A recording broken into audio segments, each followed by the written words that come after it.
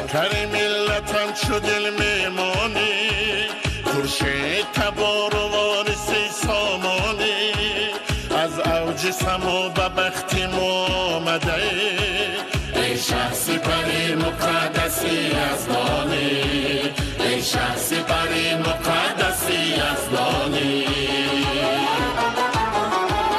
از چهره تو نور عدالت بارد از هر سخنت مهر و صداقت بارد از هر سخنت مهر و صداقت بارد معماری سعادت کده صلح وطن هر جا که قدم نهی سخاوت بارد هر جا که قدم نهی سخاوت بارد ما ساکن نوی ایرشت میندگی خود بس شما میرسونیم که همیشه دستگیری مینی الها 100 سالت کنه و سر ما پیران سالانو معیوبان به کسان سویبون سر ما باشه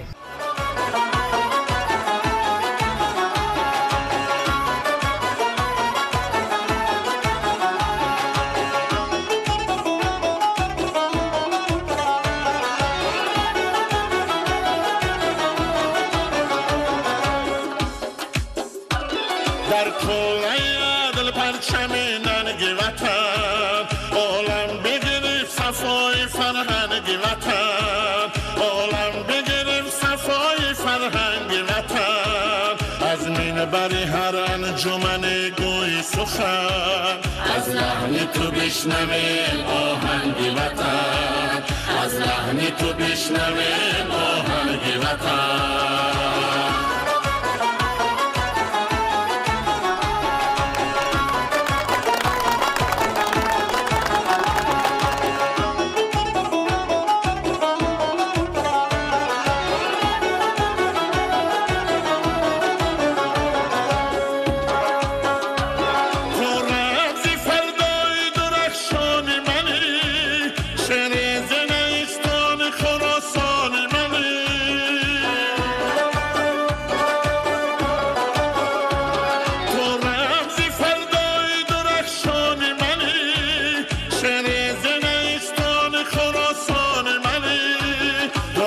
سبق سیاست آموزد دنیا سبق سیاست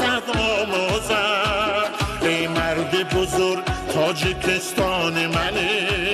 ای مرد بزرگ تاجیکستان منی ای مرد بزرگ تاجیکستان منی